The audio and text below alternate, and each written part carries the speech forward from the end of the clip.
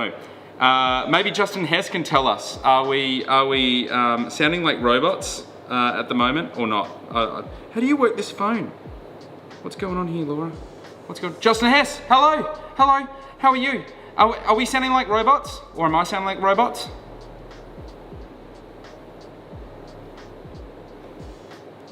I have no idea what's going on with your phone. It's from last night. Sounds good, that's sweet, awesome. Guys, welcome to, I guess, what are we, episode, I always forget the episode number. What are we, episode 65, I think, episode 65. Guys, you can have a play with that. I don't know what's going on. Guys, welcome, thank you so much for coming back. Obviously, it is the happy hour, wine for the people. The time of the week, of course, being Sunday. It means we have the lovely Laura Carter back with us, the Unico Zelo wine queen. Straight away, my Unico feed loaded last night's episode. Ooh, Kerry, we're not too sure what's going on. Oh, and we're live. Cool. And of course, so tonight we thought that we would do every single Sunday night, I guess we're talking about things like wine business, a bit of a Q&A session where we go through a bit of the backlog of a lot of the questions that have come through during the week. And we've got actually a fair few ones and a couple of really fun things that have actually come through as well as of today that I thought that we could easily talk about and share. G'day Aiden. We do have Aiden and Ruth here. We have a live audience, which we love a live audience. Thank you so much for hanging around. But firstly, would you all like a glass of wine? I would, yeah. You've got a beer. I've got a beer. Do you reckon you could pass a tray of glasses? Pretty please, Laura. And of course, after last night's awesome episode that we had with Alex Shulk and The Other Right, we thought it would be only fitting that we'd be cracking open some of The Other Right's wines. He and Alex and Galit do an absolutely amazing job. And as I like to say about a lot of people, one of the nicest guys in wine, but really, this guy really is one of the nicest guys in wine. He was really generous and gave us a lot of wine, but I chose this one because I've had this before and I love this wine. I just got to acknowledge that's the funniest shit that I've read in a while. Twitch serving up by far the funniest lewd, rude comments ever, but man, this one's worth acknowledging. Sometimes I poop in the shower and play Waffle Stomp. Okay, lewd, crude, probably, definitely inappropriate, but just appreciate the comedy for what it is. I don't know who you are, but thank you for sharing what you do on your weekends. What have you guys been up to on your weekend? Most importantly, what have you drinking at the moment? If you're on the waters, that's absolutely okay. If you're on the beers, also okay. And hopefully you've managed to actually go out and support another hospitality venue that has managed to actually open up. So definitely let us know if that's what you did and let us know exactly where you went and what you drank there. I'm interested. Quick question, why only 500ml for the pink gin? That's interesting. Well, we actually lack 750ml bottles for it. And it's one of those things I think when it comes to gin, I always find that, I'm a bit of a magic. Oh man, Twitch is just serving it up. It's fantastic. Not me this time. Started with a Negroni. Awesome. Oh, nice. We definitely like that. Yeah, and Sean spoke this week about Negronis and that they can be made very well and also not very well. Oh no, his idea of a Negroni was just something by a Piazza in a tumbler, which I very much appreciate, a lot, absolutely. No, why only 500ml for the big gin? Well, we've always done 500ml gins just across the board. One of those things that I think that across with Applewood was, firstly, the cost of these gins to actually make them is so incredibly high that if we were to do them in a 750ml format, that'd be about 120 bucks a bottle, which I think is too much. I think if people want to be able to support something and try some of the flavors that are native to the land that we belong to, then it gives people access. There's a big difference between sort of the price that it needs to be and the price that it has to be, or the price that we want it to be. We would love the ability for a 700ml or 750ml bottle to be within that sort of $60, $70 price range. But unless if you work the numbers backwards, unless either we get awesome excise rebates from our lovely government right now, which would be totally welcome, then we wouldn't be able to really lower it, or if inherently we end up paying less for the ingredients. But it's sort of not the reason why Applewood exists. Applewood exists to be able to monetize native ingredients, to incentivize more farmers to displace non-native crops and put more of what's native in the ground. And whilst we can go through and say, hey, You don't need to fertigate it, you don't need to irrigate it, you don't need to spray it, you don't do all these other things. That's actually not enough. What we actually do need is, and farmers need to know exactly how much they're damn well going to get paid for their stuff. And, so that's why sort of apple would exist, the realm and the way that it exists.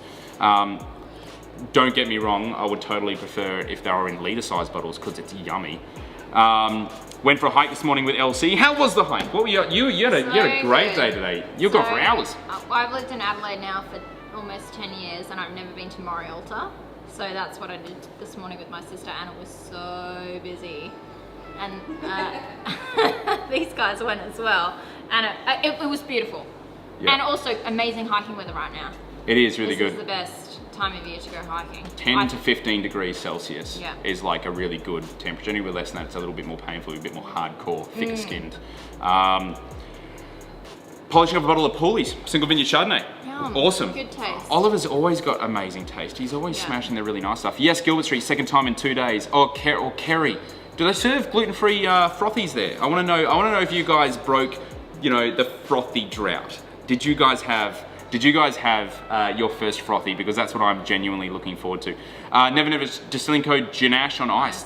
Seriously, oh man, we'll crack some out. You guys got to try this stuff. It's freaking mental. Like, they've never just done such an amazing job. Isn't Negroni racist? It's not Negroni, it's Negroni. So yeah, no, it's spelt completely differently and it's totally not intended that way. But again, Twitch serving up awesome, well-meaning and relevant comments. Well, the bottle is beautiful. Do I guess? I can't complain. I just think I'll go ahead and buy it based on how it looks. Oh, thank you, David. Thank you very much. It's beautiful. Yeah, lots of strawberry gum in there. And some Carcola too. Carcola and rye berries. So it's the idea is basically think of it. Because a lot of people looked at it. In fact, we've had a bit of feedback on, obviously you made a pink gin.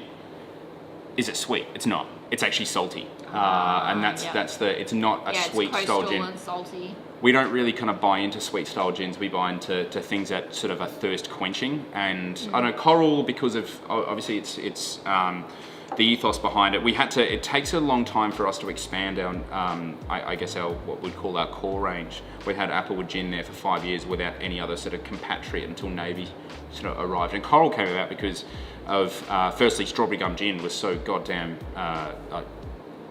loved that we wanted to reuse it. But if we were to redo Strawberry Gum Gin again, we would have actually gone down this path, which is to look something completely coastal. Whilst we can do that, we can also, as we become a certified B Corporation, giving 1% of the revenue away to charity. Not just away to anyone, to really well-meaning charities, and this particular one helps with obviously the Great Barrier Reef and bleaching it and restoration and stuff like that. But of course, there's a fair few things that we could be giving away to, places we could be giving away to around these sort of more troubled times. And of course, one thing that we're doing at the moment in Melbourne is there's an amazing charity called COVID EAD, which I will drink, Terry, thank you. However, it is a really, really good charity that is helping people in hospitality basically get fed, people that have lost their jobs, actually getting food on the table, whose employers may or may not be giving them JobKeeper payments or for whatever, no reason, no fault of their own, just don't have enough cash and haven't managed to find work elsewhere. And so for those living in Melbourne, if you go out to a bar, support a bar, you see Coral on the shelf, buy Coral GNT or Coral in anything, because 1% of all of that is going straight to COVID EAD, just for whilst we get over and reopen. Yuka Frost, I just ran, bloody hell man, Yuko ran 30 Ks, gave up to do another 12 Ks, now drinking a Sancerre and reading a book under a doona. Man, that is such a good Sunday. That is living, man. Yeah. That is living. All right. Work hard so you can enjoy wine. I love this. Are you the Australian Joe Rogan again from our same Twitcher? Thanks for staying online, man. Harbisi, you frothing over that compliment. I am, mate. Absolutely. And hopefully, Aussie Joe Rogan. I don't know. I don't think it's a Joe Rogan thing. I haven't watched enough Joe Rogan to comment. I don't know. Not really. I mean, sure. Yes, I am. Are you Japanese? No, I'm definitely not. But anyway, we're going to be jumping straight onto the comments and questions that we've come in. So we had one comment coming in saying that they say that you need to do something 60 times to form a habit. If so, I have a Unico habit. Was that you guys? No, it wasn't us. I think it was when we hit episode 60. Yeah, I think because there's obviously wow. 60 hours worth of supreme internet content out there for people to watch if they so wish. I think I've developed a lot of habits through this. Have you developed a lot of habits at all? Well, yeah, because until this week, my phone has been doing the Instagram live, so I've had to be here at 5 p.m. every night, and that's been a habit because I've actually had to stop working. Like I've had to stop work and get here on time. So that's a good habit. I think it's a good habit. What, being here on time?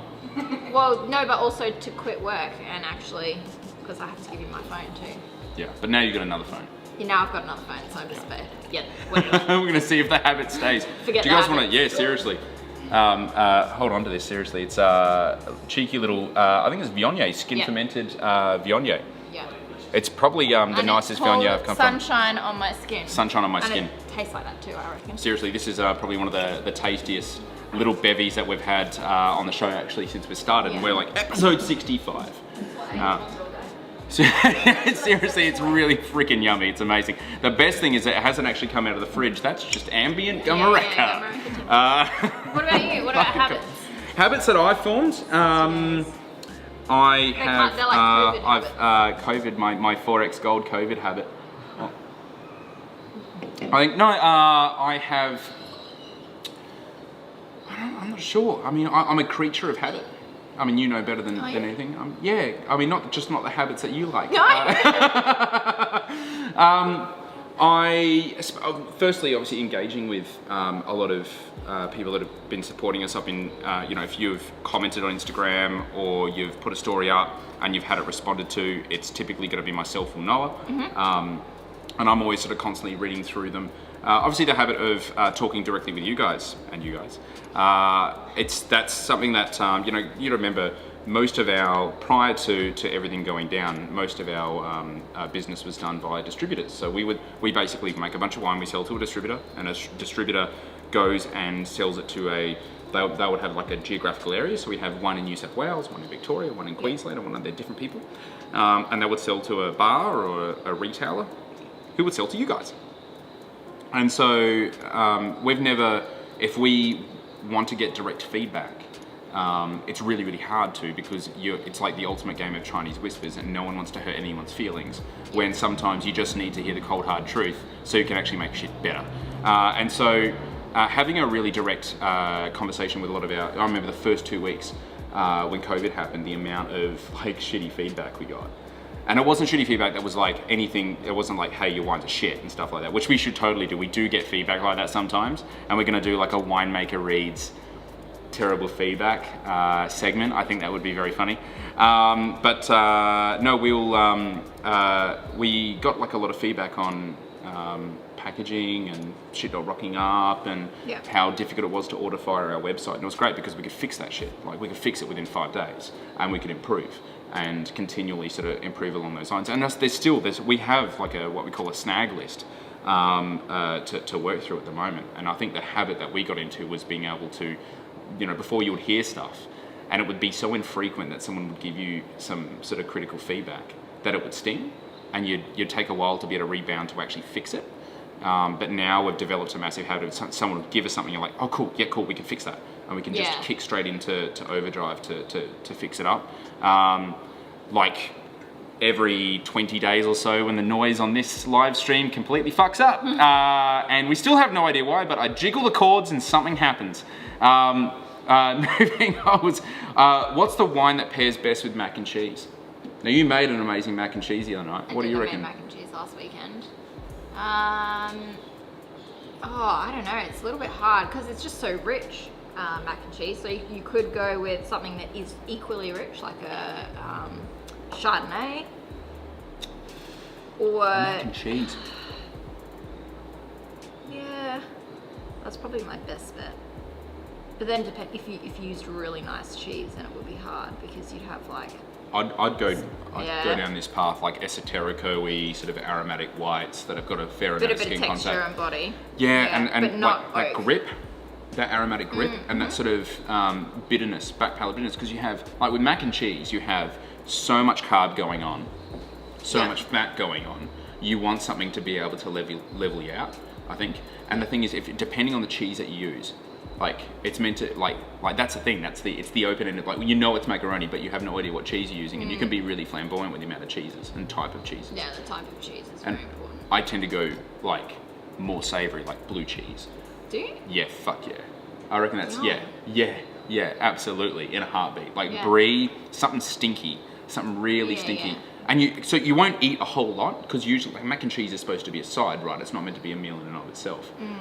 But you know, that's what we treat it as. So where is the pink colour from Coral Gin from? Contentious question, actually, but one I'll gladly answer. So it's a synthetic colouring that we add. We toyed with the idea of a natural colouring. We have a myriad of different issues when it comes to that. Firstly, when you colour spirit and you want it food grade, you've got a couple of choices. Cochineal, crushed up ladybugs, essentially. Not great for vegans. Probably don't want to be going down that path. We are actually forced. How stupid and idiotic is this? We're forced to add cochineal to the ochre that goes to America. But everywhere else gets the same synthetic, colouring that we use because we wanted to make sure that it was actually going to be vegan friendly. The reason why is because there's like I think there's like a cochineal lobby group or something in the States. Of course, and they prevent you from there's like two choices. You have cochineal, and then you have this other sort of red colouring, this synthetic red colouring, which is not allowed in any other country in the world because it's a proven carcinogen. And there's some sort of maybe company that's lobbying so strongly to leave that on there and preventing its actual legitimate non-carcinogen replacement to be allowed. And so we're like, what do you do? I mean, do I want to knowingly add a carcinogen to the product just so it can be sold in the States, or break the vegan rule to be able to get it there? And that's a tough one. We obviously chose not to kill people over ladybugs. Yes, I get that's contentious, but I would much prefer that maybe enough noise is made so we can actually get the legitimate better thing to be added to the products out there. Other colourings that you can use, plant-based ones, there are, and we have in stock here an amazing one that's based on grapes skins, dehydrated grape skins, which is anthocyanin. We used in Gin of Death, if anyone's had that before. Yeah. Couple of issues with that. Firstly, it is not a stable colouring, so in exposure to any sunlight, synthetic light or whatever, it will literally start to fade. And considering what we're trying to fight is with coral gin is bleaching of coral, I think I think having a gin that changes colours just a little bit too literal. I think it's like this is the colour that it should be. And also for the fact that it's I think we calculate it's like 0.000015% of the entire product. We were happy to see that go through. If it makes a little bit of noise on the shelves, because that's what the intent is. So yeah, contentious one, but basically yeah, it's a completely harmless food grade colouring that we have. Comes in a powder. Actually comes in a powder, or is it liquid? It's powder, yeah. Where do I get one of those hoodies? Off our website. Actually, it's synced up the top in the description, so you can definitely grab one of those. If you are not from Australia, I'm terribly sorry. We are working a way for you to get access to obviously we can't send a lot of the booze across to you guys, but if you are from outside Australia, we can definitely get swag to you, which would be really cool. What does the EAD stand for? I actually don't know in COVID EAD. Employee assistance. Something or other. Kerry, Terry has cursed me, I can't watch the news if there's a drink nearby. We were just saying this before, Kerry. We were seriously just saying this before because I was trying to say the word COVID and I was just like, I literally had a 4X got on and I was like, drink! So like Terry's, he's in all of our heads. They said he's the dungeon master. Any cocktail ideas for your gin? For Coral, it's on the back of the bottle, seriously, and on the website. That's so good. It's a twist on the Ramos Gin Fizz and it's fecking mental. And if you don't know what a Ramos Gin Fizz is, think of what a pina colada is, but instead of rum, make it gin.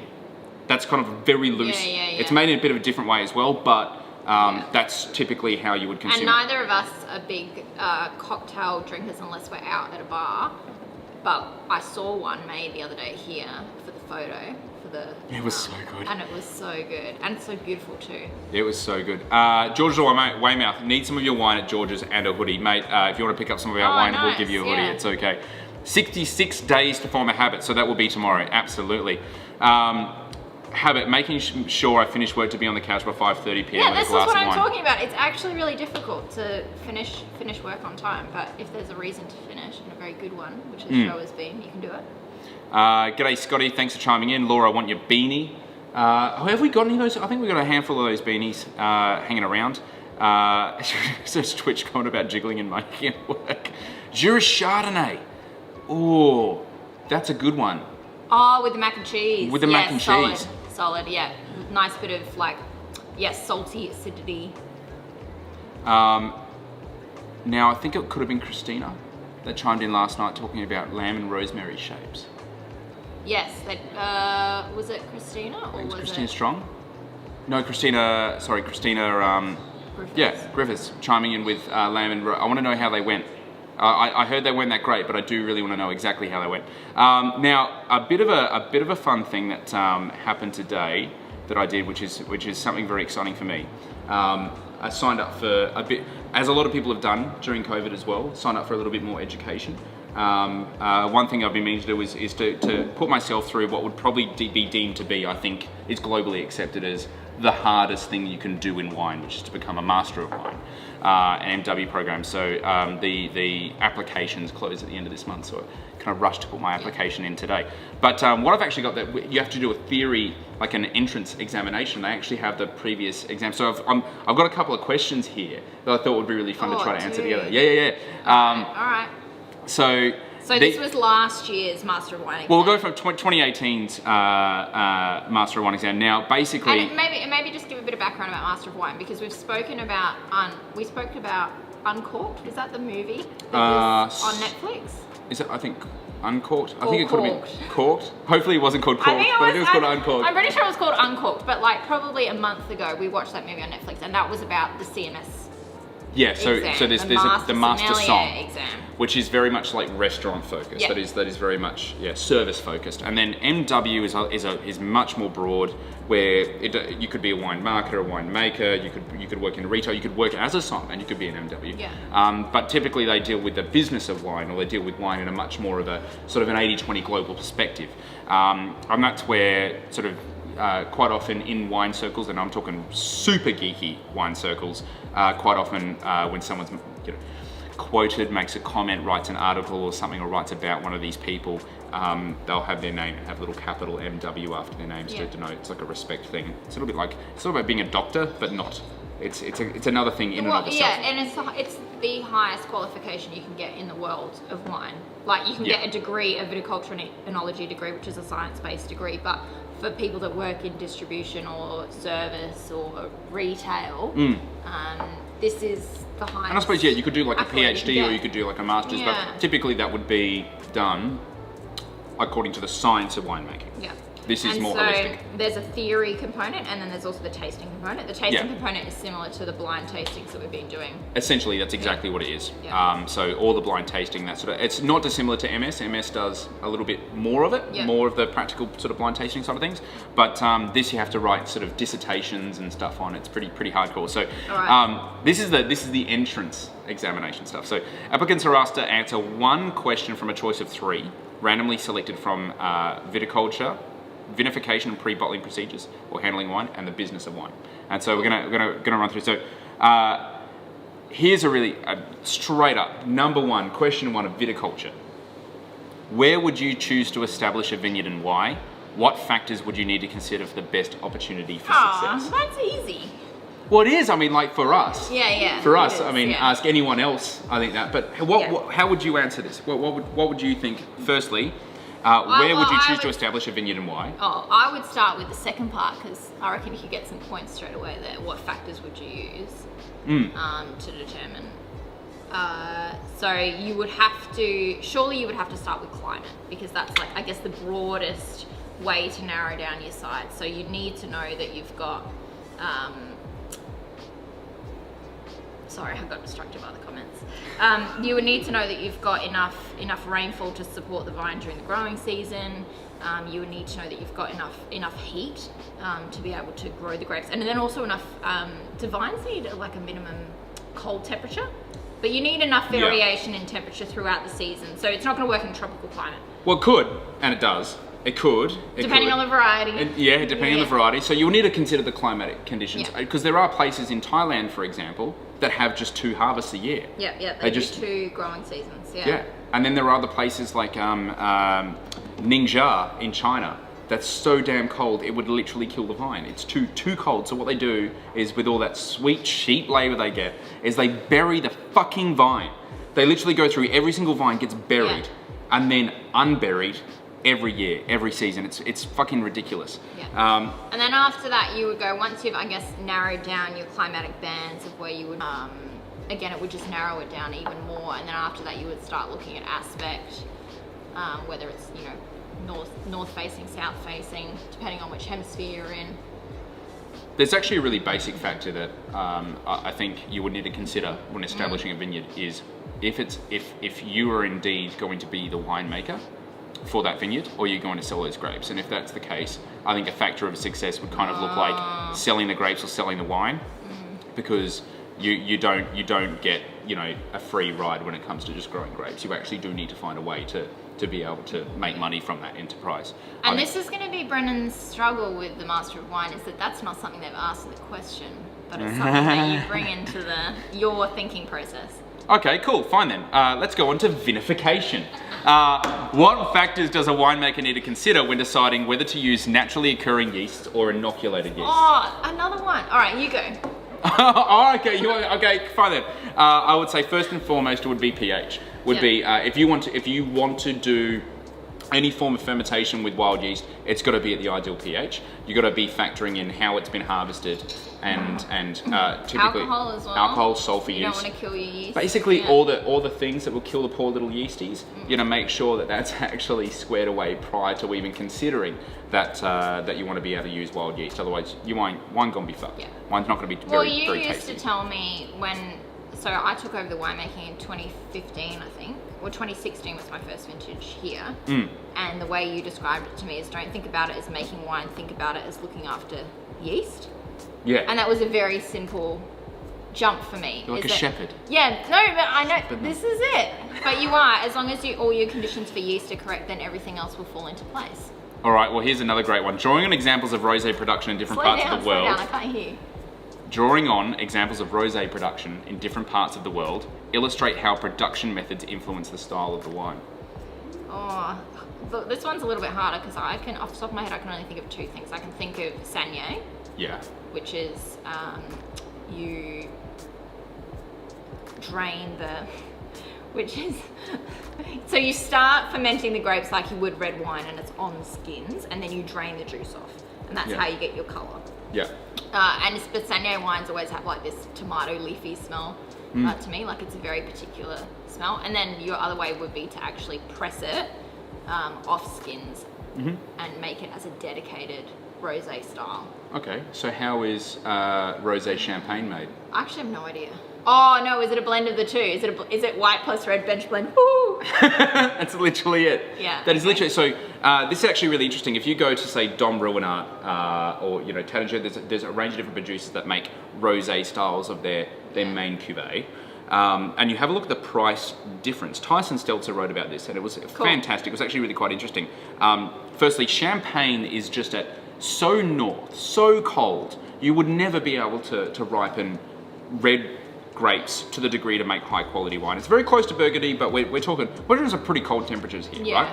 So you'll probably say that the red wine coming out of that region was not a very high quality. But the Champenoise figured this shit out a long time ago. What they did is they add little bits of red wine prior to the wine going on to what we call tirage, to basically the secondary ferment to make the bubbles inside the bottle. And they had like 3% or 4% into that bottle, right? And that suddenly turns a $100 bottle into a $400 bottle. Because it's now pink, or because now it has really great red wine. It's because it's pink. Yeah, absolutely. Okay. So, but if you actually work backwards to the price difference that red wine, that little bit of red wine contributes, that actual one 750ml bottle of that red wine is worth something like $12,000. Oh yes. It is the most expensive. Just because of the jump that it makes from being just like regular champagne to For rosé every 3 or champagne. 4 like percent of a bottle, it's an extra $300. So the factor you need to think about is marketing value. Well, I suppose drawing on examples of rosé production in different parts of the world, you would look at things like that as you know, how would it influence the style of wine? Well, obviously Sangnier, you got to get these like nice, rich, luscious characters, whereas like a pressed off something or other, especially if you're picking it a little bit earlier, like a white wine, like a typical high-end rosé typically is, like Provence styles. Yeah. Absolutely. All right, so moving down to the handling of it, I'm going to jump straight to the comments actually and just see, because I do fear that we're going to end up, what we're going to end up doing is these Q&A sessions that end up with more Q's and A's. But controversial opinion coming, what's the superior cheese? Oh, for mac and cheese. Well, I mean, all of it just comes straight in going, especially if Comte is included. And that's to match with the Jura Chardonnay. That is It's like, So when I worked in France, one of the cellar hands, he would live on site during the week, and then on the weekends he would go home, and he lived just north of Burgundy.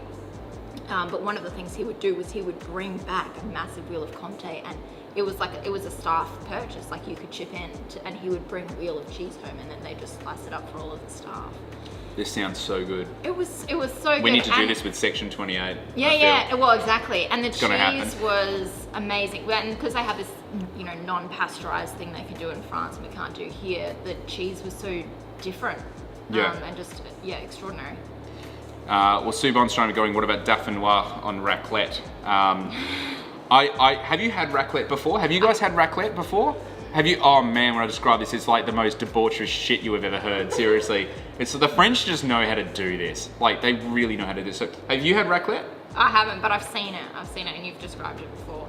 Oh man, when I first had raclette, I could not believe what was going on in front of my eyes. I'd met up with a bunch of people. I was staying in Bordeaux at the time, and it was basically raclette. It's a particular type of cheese as well. It's just it's probably the premier melting cheese. I know that it's like really and quite, because mozzarella is meant to be. If you're in Adelaide, Mercato have it. Oh, do they? Yeah, because I was there the other day. Well, it comes with a contraption. Like the raclette, I think, is the contraption. So basically, think of it like a half moon thing with a bunch of spikes, and it looks like a medieval thing. You literally grab the half a wheel of cheese, and just fucking spike it straight onto that. And then there is a heating element, like an actual burns bright hot red, and on a slider. And it slides, and sort of the wheel is sort of like anchored like this, and it slides closer towards it, and you can continually move the heating element towards it, and it comes with almost like a wooden spoon looking thing, like a wooden knife. I'm like, what the fuck am I going to do this? Like cutting into it. So no, wait, just wait. What they do is they grab a whole bunch of it's almost like pancetta. It's like a ham, like a cured ham, that's sliced really thinly, and then boiled potatoes. And you're like, wow, this looks shit. It looks terrible. It's just literally potatoes, meat, big ass wheel of cheese that you can't cut into because you got your spatula looking wooden knife. But what they do is that element just literally just drops cheese. So it just melts the cheese, and then the cheese pours onto the potatoes. Straight onto the potatoes and all the meat. I'm like salivating just thinking about this. And you grab the spatula and you're like, and you're just like, and you're just like, mine, and you put another thing on it, it's just rotating, and the whole point is to just continually eat your way through the raclette. That is so cool. It's gnarly, it's heart-stopping stuff, really. But you've got all the mandatories. You've got your carbs, you've got your proteins, you've got your fats, you've got your macros, sorted. French, they figured this out a really, really, really long time ago. I remember Yuko's chiming in. I remember the ladybug colouring in Jamie Oliver's documentary that put me off ice cream toppings. Absolutely, and it's seriously. But David chimes in right after going, I don't think vegans would be in an uproar over bugs, but they love an argument. So there was an amazing thing actually. If you jump on Facebook, on YouTube, and throw in the search there, oysters are vegan, and just watch the video there. It's actually really quite interesting. It's a bit of a piss take. It's about a guy that goes, it's a Vice video, but a guy that goes in and actually sort of goes to a bunch of vegans and sort of like, not dresses them down, but highlights a bunch of really interesting stuff about it. It's pretty cool. The employment authorization employee assistance directive. Thank you, Aidan, for clarifying that. Jicky Hill, the current situation not saying the C word, has created a lot of new innovations and established direct connection between creators and consumers. What other innovations or breakthrough moments have you guys had with your wine and spirits creations? I think, well, one of the things I noticed the other day, and this was just from looking, we had Mother's Day happen, and we don't normally, this is kind of like, marketing people will say you have to leverage these special moments, and we don't normally do it just because we're so busy. And we didn't really do it this year either, but I definitely noticed in the lead up to Mother's Day and then on Mother's Day there was a big spike in online sales. But one of the things that people were buying a lot of was these packs and these gift packs, which in the past we haven't done a lot of. And I'd like to do more because I definitely felt like people were buying gifts for their mums or their grandmas or whoever, and that was a really nice thing to have online. So I think this, and it was just the simplicity of being able to buy something that was already, I guess, presented, and it wasn't just our own products. It was an espresso martini pack, and we had some of our other friends' products as well. And the subscription service is the same, like this idea of us being able to introduce people to products and brands that they might not have tried before, but fit with our own ethos. I think there'll be more and more of that as we, talk to you guys more and you understand our taste, that the things that we actually show on here and talk about on here are things that we genuinely love and are happy to put on our own online store and introduce you guys to. Well, we had someone contact us literally today about the Booze and Blocks pack that we did. Yeah, we did that as well, yeah. But this is not for Easter. We did that. We were like, oh, people want, Booze and Blocks for Easter. No, they were just like, hey, we just want to celebrate this. It'll be a great present. I want to buy this and send it to my friend. And I'm like, why don't we do Booze and Blocks all the time? Like, wouldn't you want that from a winery? Wouldn't you want booze and awesome freaking handmade chocolate packaged together really well to be able to send it to your mate? I reckon it's fantastic. Yeah, we also added to our website an option at checkout to add a note. Yeah. It's awesome because people also add notes in there to Brendan and Laura and the team. That was a really good one, actually. But obviously people also, can you add this note for my friend in, WA or SA? And they're people that they haven't seen for a while. So it would be like, happy birthday. Sorry we can't be there with you, but enjoy this Booze and Blocks on us. Like, it's just such a nice thing to be able to do during COVID. But, they're supporting our brand, but then we're able to offer this, additional, this personal touch that you can't do right now in a lot of other ways. I suppose the biggest change for us was it's not so much, to be honest, it's actually not about the money. It's not even about because it's actually a lot easier to be honest, to sell like pallets of wine to a distributor than it is to sell a box and a box and a box and a box and a box. A pallet is 64 boxes. It's actually the journey itself. It feels nicer. It feels nicer for us to be able to know that we're actually helping this person right now get engaged with wine in a way that they haven't been engaged with before. And so for us, obviously through this whole thing, and I know for a lot of people that try and this is a regular thing I constantly hear about my age, throughout COVID, obviously I turned 30, and that's, I know for a lot of people isn't old. For me, I mean, every day I'm just a day older, but for me it's now about what do I want to be spending my time doing, and they're the sort of questions I'm asking of myself. And one thing I want to do is make sure that we're doing business in the right way and doing the way that actually we want to do it, and so not that the market might want or look at the numbers like this, but less so. And that sort of, it gives us the same feelings and the same vibes that we had when we started Unico, which is kind of also nice because it's been 9 years since we started, 8 years. It's good to be able to get those vibes back, to be honest. Jicky Hill, are you talking about Master of Wine, Master Som of Wesset 4? MW, so one beyond Wesset 4 is what we're looking at the moment. Kerry, though, throwing me under the bus, Brendan, you need to answer these yourself and not crowdsource your responses. Kerry, these guys get to see me every day. Every day. They don't want to hear from me. These were last year's questions. This isn't this year's entrance exam. No, these are, yeah, that's right. Sergey, hello to Brendan and Laura. Hello, the Brendan and the Laura. You are definitely the Laura, I'm just a Brendan. What are the amphora being used for? So in the past they've been used to make skin contact Fiano, which we leave on skins for about 200 days, depending on when they start to look ready to go. But this year we've actually put muscat in them. And we don't have a wine for that yet. Yeah. Well, Laura decided to be creative. just I found out actually after they were already full. I was like, what's in these? And yeah, I know, because Brendan came over to let me know the show was starting. He's like, will you be ready at 5 o'clock? And I'm like, I'm just, Peter Couve, the musket. Yeah. Which was already in there for us. So yeah, so we don't always talk about our own projects. Sometimes we just do it. I have to acknowledge. Ask for forgiveness. Yeah, it's always a better way to go. But that's how we do it. I learned it from you. So Kerry, so you've done the booze and blocks box. When's the wine and wedge? I reckon that is so fucking cool, man. But what sort of wedge? What sort of wedge? I mean, is it cheese or is it pizza? Wine and pizza. Yeah, cheese. Both. Section 20. Yeah. Get our stuff, but it could be local delivery. Yeah. Craig says raclette and fondue kept him well alive in Switzerland. I think that's fantastic. Yeah, of course. Yeah. All right, so we're 20 minutes left to go. Were there any other good questions? Were there like non-viticulture winery questions? Well, there is actually. So Ruth actually chimed in with a really awesome one. I think it was last night. What are the other researchable aspects of wine? I thought it was a really cool thing because it's sort of like we know the AWRI exists. We live in that world. And to know that there's literally like hundreds of people in one of the most amazing looking buildings researching wine is something that is quite sort of mind-boggling. So what I'm going to do is just on the comments here, I'm actually going to send you guys. Kerry said pizzafarian. Kerry, you're on fire. You're on fire. But I've just sent through like a bit of just a web address that you can actually go and actually see the exact projects that they're working on. Some of these are mind-boggling, right?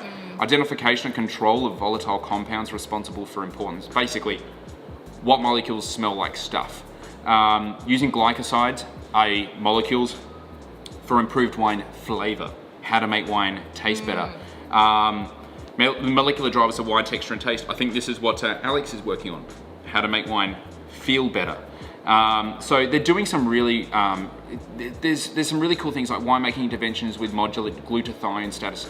That sounds like complete nonsense to most people, but what that actually is, that's the one that really sort of caught my attention. Glutathione's a really interesting sort of, it's protein, I think it is, glutathione, where if you, for example, prematurely oxidize a juice, so we say getting it friends with oxygen makes it much more stable as a wine, but what it does is actually it pre-oxidizes a lot of the flavors, the compounds that you would associate with oxidized wine that has gone off. It pre-oxidizes those as juice, and then when you go through fermentation, it just resembles normal white wine. But it's much more resilient to oxygen naturally because it's got nothing left to oxidize as a precursor. And quite often in more commercial wineries, the moment that juice has been pressed, it's protected with CO2, it's protected with sulfur, it's protected from here, which means as a resultant wine, it's actually going to be far more likely to be able to be oxidized. Yeah. And so the fact that they're researching this is good because it's kind of getting quantification over something that we kind of have already known for a while in the natty wine scene. That would make wine a lot more resilient and be able to sort of avoid the overuse of sulfur, which I think a lot of people just don't like in general. But no, there's some really cool stuff like that, and this is really the most conclusive answer to that particular question. You actually go on things like, Rotundo and its role in defining terroir and iconic Australian cool climate peppery Shiraz, basically a molecule and why it makes Australia. I should rewrite these for them. Maybe I should submit a whole bunch of stuff because no one fucking understands this stuff. Well, the cool thing is a lot of these projects are actually co-funded by industry as well. So even us as just a small producer, if we contribute funds to a project, and one of the things that we want to do is actually quantify water use efficiency of Fiano Neridabile in the vineyard, we can actually use this resource to be able to... and the government will give you one for 4. So if we put in 10K, the government will put in 40. Yeah, and then we can pay a team to actually research that shit. Project to be able to research. Yeah. When you mentioned this today, or when the question came up, I thought of a couple of research topics in wine that I've actually really loved, and one of them was TDN. Yep. Trimethylhydronaphthalene. Yeah. So in Riesling, when it ages, it has a really unique character. Sorry, I just read it. Getting excited, but you also love what I'm talking about. I do very much love what you're talking about. Which is TDN. So Riesling in a vineyard. well, Riesling has this aging character, like 10 or 15 years on. Yeah. It has a really unique, one of our lights just went out. It has a really unique smell. And aged Marsanne also has a similar character. And for the longest time, no one's known exactly how that's happened. And just probably, I guess about 6 years ago, they discovered that molecule develops in vineyard. It is. It's exposure to sunlight. Exposure to sunlight. Yeah. It's like a sunscreen for grapes. But those are the kinds of things that come out of this research. And it's changed the way that people might do viticulture. They might start exposing berries a little bit more or a little bit less, depending on how much of that character they want to extract down the line. And the other thing, before you get excited about your question, this question is just so fucking funny. It's so good. My thing is also very interesting, which is about one of the projects that they were working on when I was at Henschke was about old vines. Yeah. And whether old vines that have been in location for 100 years, 150 years, whether they actually change their genetics. Oh, so it's the exogenome thing and the intergenome thing. Yeah, and they discovered that they do over time. So we know that a vine adapts to its site over time and it has small tweaks, but the paper was about whether that's actually reflected in the genetics of that vine, and it is. And there's two types of genetics. I don't know the exact thing, and one of them was, what did you call it? Exogenome. Exogenome. And it does actually change. So a vine adapts to its site and it literally changes its own genetics to become more adapted to that site. And some are more genetically predisposed to be to change, like Pinot. That's why Pinot is so you get sort Pinot of Noir, Pinot Meunier, Pinot Blanc, Pinot Gris, the grey Pinot as well. All right, so Laura, I think it's time you need to grab a bottle off the back wall. I'm going to crack it open for you, but I want to read out this question. So this is, you did ask, what was the other, the questions on so this is part 4. So the business of wine. Fuck, all of these are funny, but this by far is the best one. Imagine trying to answer this, okay? You're sitting there, you're like, pencils like this, and you're like, fuck, I need to be able to this is the entrance examination right now. You inherit the equivalent of $10 million and want to invest in the wine industry. How would you spend your money to attract the greatest return on investment? Explain your logic using financial information to back up your arguments. Oh, wow. What would you do with $10 million? $10 million is a lot. I don't think anyone needs that amount. But, well, maybe that's the point, isn't it? It's literally just there's a lot of ways to make money in the wine industry. $10 million. I don't know. Well, I mean, I'd make my own wine, and I don't know if I'd plant my own vineyard though. No, I reckon light's fucked. I'd probably establish a winery, get a network of growers, open a range. Oh, you want to open it?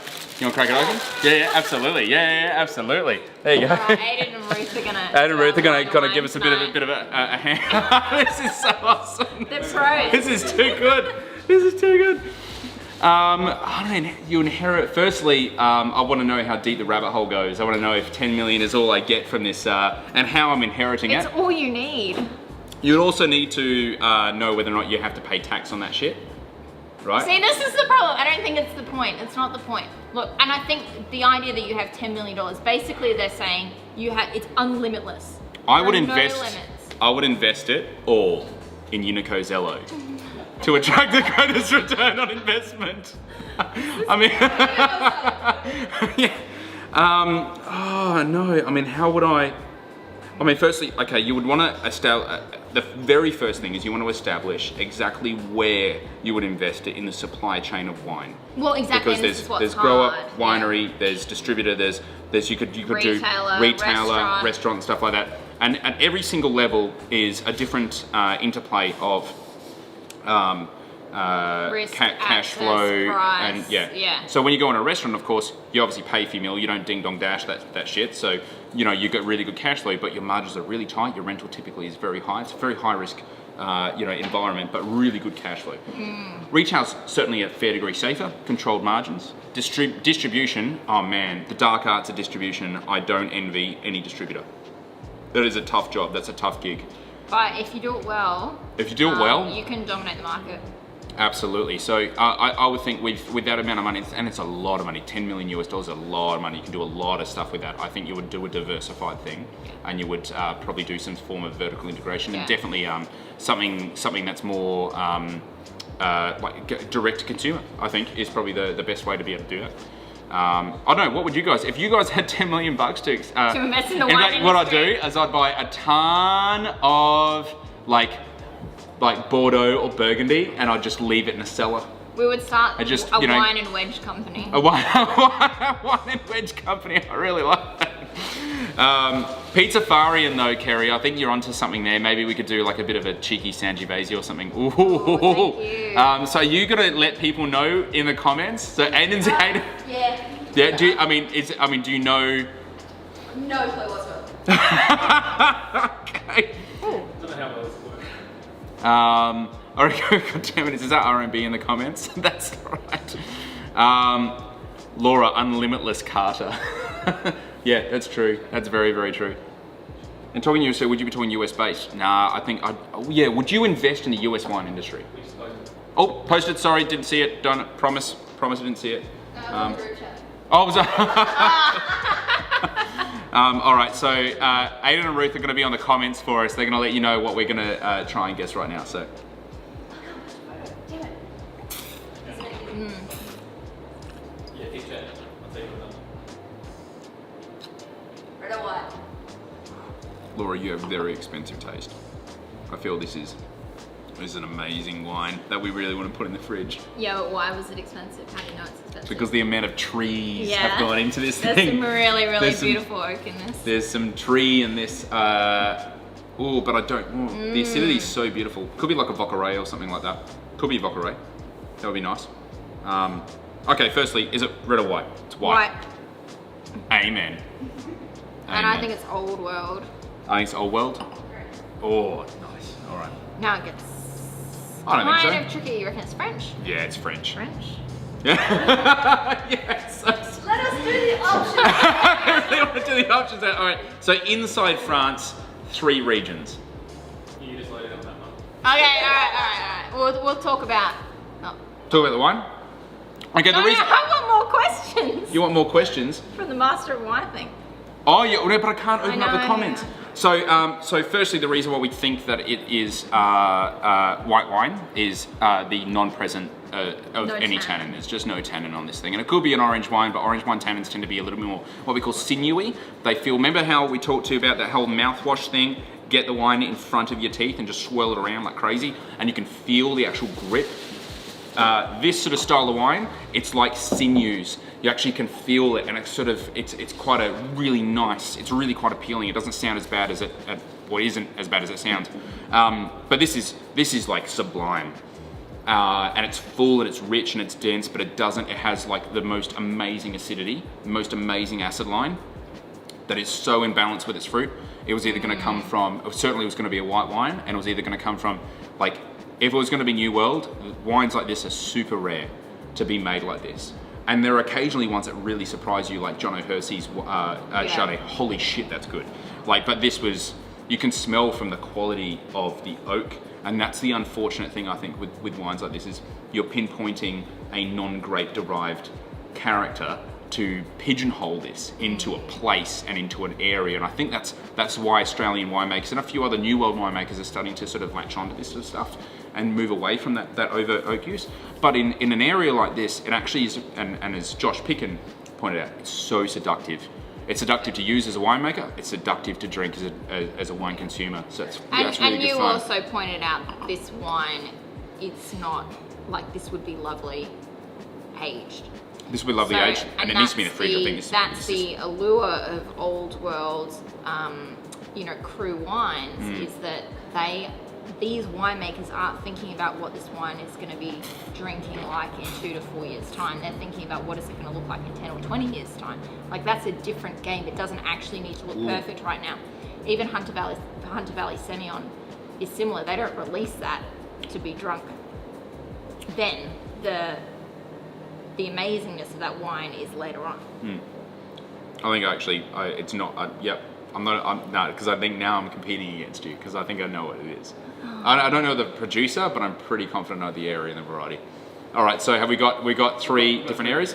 Okay. Yeah. Don't really know what I'm talking about. But Okay, that's cool. That's cool. so we're going to do Rome, Yep. Savoie, Yep. or Or Provence, you say? yes. I think. Rhone, Savoie, or Provence? Well, I don't think it's Provence. I don't know any white of this. I want to say it's unfair to say about Provence, but I don't know any white wine of this ilk or quality that comes out of there. I'm jumping straight to Savoie. Straight to Savoie because it tastes like fucking Shannon. So it tastes like. Yeah, it also has this like nutty finish as well. Yeah, which maybe. Which makes me. Condrieu? Could it be Viognier? No. No. I mean, you work there. I don't know anything. I mean, this is what I regard as tasty Viognier. I don't really. But it's oaky enough to be Condrieu. It is, but it's not. Viognier has this like. Declassified has Viognier? a density to it. No, but declassified wine wouldn't have oak like this. Aha, that's good. That's a really cool observation. All right, wait. Savoie. Yeah, that's right. And we had a Savoie last night. We had a Savoie last night. That was really cool. Really cool Savagnin. Yeah. But I don't think this is Savagnin. This doesn't. If this is Savagnin, I'm gonna really think about it hard tonight because like last night, and I revisited the wine this morning just to try to get that flavour into my head. Yes, I did drink wine at like 9 o'clock this morning. But I was really fascinated with that because I thought it was something very different. I hadn't had it before, so I sort of revisited it to try to like really get it into my head. This gives me Chenin vibes, and it's the thing that gives away Chenin for me. And it might not even be Chenin, or it's probably not, but it's back palate. Okay. It's the back palate. I don't think it's Chardonnay. There is a finish to Chenin that is almost like vanilla-y lees. It's really nice. It just picks up on lees content really nice. So, all right. So options for grape varieties. Shannon. Altesse. Okay.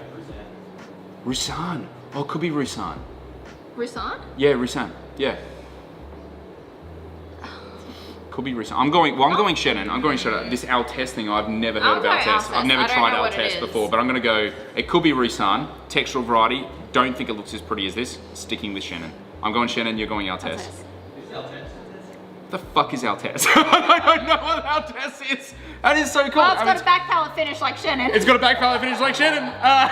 That's actually like this is the thing about this. Like literally, I have a. I'm pretty confident we've gone over. So no, we are. You can rest along here. Instagram. Hello. We actually have a book here. It's called Wine Grapes. And I would like to showcase that on average there is one variety per page, and there's like over about 2,000 pages here. Yeah, so this is a Jancis Robertson book, and we actually refer to it a reasonable amount. Except my favourite grape variety name in here, it's actually not. It's actually pretty bad. I'll find it for you in a second. But Altesse, I want to check out what this Altesse business is. Do you want to get the vintage before we hand you bottle one? Yeah, okay. All right. 2017. No, 18. You get options. Oh. Alright, 15, 16, 17. That's not 17. 16, 17. Wait, you said it was what? 15, 15, 16, 17. 16. It's 17. Yeah. Should have gone with my gut. But I have to say, Jaffark is by far my favorite grape variety. I'm not sure where that grows, Alright, but I would love to know. Yeah, 2 nights in a row, wines from Savoie. Wines from Savoie, fantastic wines as well. Altesse. But very cool wine, very tasty wine. I would drink And a lot of this. I'll admit, I smelt it. I smelt oak, and straight away I thought Chardonnay, which is definitely, Give me the fucking wine. definitely my downfall and why I won't be doing Master of Wine. Oh, he's on. It's actually really, this is a cracking wine. Because It's cracking Australia wine. and a lot of New World wine. wine regions don't do many white varieties with oak. Many white varieties with oak, apart from Chardonnay. Apart from Chardonnay, exactly. Chardonnay. This is what I mean. Yeah. Whereas especially in France, you get Viognier, Chenin, whatever this is, Altesse. The wines we had last night, Savagnin. There's a lot of white wines produced in oak. I think it's because oak's just a really established style and an established sort of method of being able to, mature wines, transportation of wines. That's how it sort of originated. Yep. And it's sort of a point of pride. because a lot of the oak obviously comes from that particular country as well. We often we don't grow oak here. I mean, there are people that grow oak, and when I mean grow oak, I mean grow Quercus, the genus. We have Tasmanian oak. Newsflash, it's not oak, it's eucalyptus. We just call it that because it kind of looks like that, but it definitely doesn't taste like that. And we also want to release our white wine super early. Yeah. Like from a winery business cash flow standpoint, and because we don't have a lot of, well, in Australia, a lot of the wineries are a little bit younger, we don't have a huge amount of heritage, so we're often, you know, to create diversity in the business, we're releasing white wines young and red wines later. And we're starting to mature. We're starting to mature, like, which is awesome. Personally, but we're also starting to mature wines, like élevage wines, a little bit longer as well. Maybe me, slowly but surely. But anyway, guys, that tips us over the hour mark. We want to let you guys get back to your Sundays. Thank you so much for chiming on. Thank you so much, guys, for coming up. And we'll be back tomorrow. Tomorrow we have, who do we have? We've got someone fun on tomorrow, I feel. I mean, you are very fun as well. We have, we will announce the list of the next week's guests. We do have at the moment locked in, and tomorrow, you know, you did ask for wine and wedge. We have Valerie from tomorrow. For tomorrow, we are going amazing. to. She's the preeminent cheese mastermind of Adelaide in particular, and she is always one of the most amazing people to talk to and amazing people to taste wine with. In fact, we'll actually save this because I feel she'll more than likely bring cheese from this area. We got Mikey Sexton and Daniela coming on from Man and Cherry.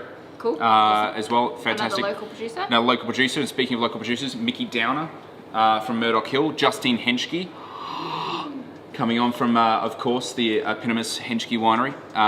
Luke Turton as well coming up, depending on whether or not they're reopening or not. Yeah. So I'll need to clarify that because a lot of these, the people that have been so kind of being able to give their time have come from the food and beverage industry, and as we're starting to open up again, it's a little bit touch and go on whether or not they're going to be free or not. But we definitely have a bunch of really amazing producers that are going to be coming on this week. But until such time, guys, thank you very much. Good night. Have a great, enjoy the rest of your weekend. We're going to enjoy the rest of this wine. Catch you soon. Thank you.